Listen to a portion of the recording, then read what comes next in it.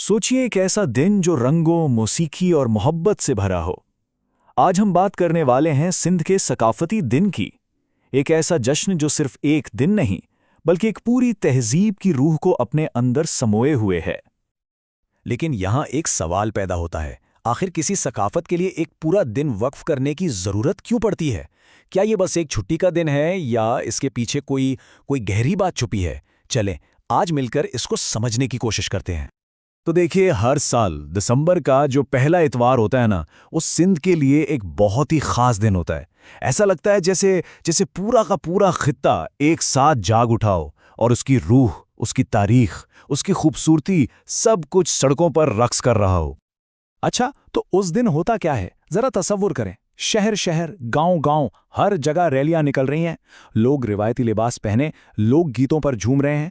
हर तरफ जैसे एक मेले का समा है। और मजे की बात यह है कि यह जश्न सिर्फ गलियों तक ही नहीं रहता, बल्कि सोशल मीडिया और पूरी डिजिटल दुनिया में भी छा जाता है। और इन सब चीजों के पीछे ना एक चीज बिल्कुल मुश्तरक है, और वो है एहसास, वो जोश और जज्बा। ये कोई जबरदस्ती की रस्म नहीं है, बल्कि ये दिल से निकलने वाली एक आवाज है जो हर एक को अपनी मिट्टी से जोड़ देती है। और सच पूछें तो यही जज्बा है जो इस दिन को असल में जिंदा रखता है। लेकिन ठहरें, ये जश्न सिर्फ नाचने गाने तक ही नहीं है। इसकी जो असल खूबसूरती है ना, वो उन अलामतों में छुपी है जो इस दिन हर तरफ नजर आती हैं। और ये सिर्फ कपड़े या चीज़ें नहीं हैं, नहीं नहीं, इनके पीछे सदियों की तारीख और बहुत गहरे मायने छुपे हुए हैं। सबसे पहले बात करते हैं अजरक की। अब ये सिर्फ एक खूबसूरत डिज़ाइन वाली शाल नहीं है, नहीं, सिंध में इसे मोहब्बत, इज्जत और मेहमान नवाजी की सबसे बड़ी निशानी माना जाता है। मतलब किसी को अजरक देना ऐसा है जैसे आप उसे अपने दिल में जगह दे रहे हों। और फिर आती है सिंधी टोपी। आपने देखी होगी, जिस पर हाथ की वो खूबसूरत कारीगरी और एक छोटा सा शीशा लगा होता है जो उसे बहुत खास बनाता है। तो ये सिर्फ सर ढांपने की चीज़ नहीं है, बल्कि ये वकार और सच्चाई की पहचान है। इसे पहनना बिल्कुल ऐसा है जैसे आप अपनी तारीख और अपनी इक़दार को सर का ताज बना रहे हैं। तो सवाल यह है कि इन तमाम रंगों, इन रैलियों और इन इलामतों के पीछे असल रूह क्या है? क्या ये सिर्फ एक दिन का शोर है?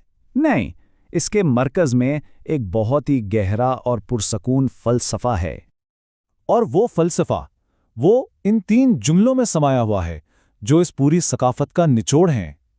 ये सिर्फ अल्फाज नहीं हैं, बल्कि ये पूरा तर्ज़े ज़िंदगी है। एक ऐसा पैगाम जिसे शाह लतीफ़ और सचल सरमस जैसे अजीम सूफ़ी शायरों ने अपनी शायरी के ज़रिए आम किया। सदियों पहले उन्होंने इंसानियत का यही पैगाम दिया था। तो यहाँ समझने वाली बात बहुत अहम है। सिंधी सकाफत के आप कह लें 2 चेहरे हैं। एक वो है जो हमें बाहर नजर आता है, लिबास की सूरत में, मौसीकी और फन की शक्ल में। और दूसरा वो है जो अंदर महसूस होता है, यानी सोच का एक अंदाज, जिंदगी गुजारने का एक तरीका, मोहब्बत से भरा एक दिल। और ये जो सकाफती दिन है ना, ये असल में इन दोनों का संगम है। लेकिन एक मिनट, ये दिन मनाने का मकसद सिर्फ माजी को याद करना तो नहीं है। इसकी नज़र असल में मुस्तकबिल पर है। तो सवाल यह है कि ये जश्न आने वाले कल के लिए इतना अहम क्यों है? देखें, इसकी वजह यह है कि ये दिन एक जिंदा रिवायत है। ये अपनी हज़ारों साल पुरानी तहजीब की जड़ों को और मजबूत करने का एक तरीका है।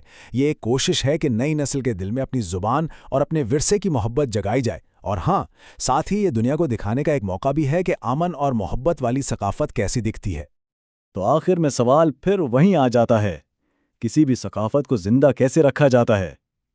शायद इसका जवाब उसी दिन की गलियों में गूंजता है, इसे जीकर, इसे मनाकर और इसके मोहब्बत भरे पैगाम को अपनी जिंदगी का हिस्सा बनाकर।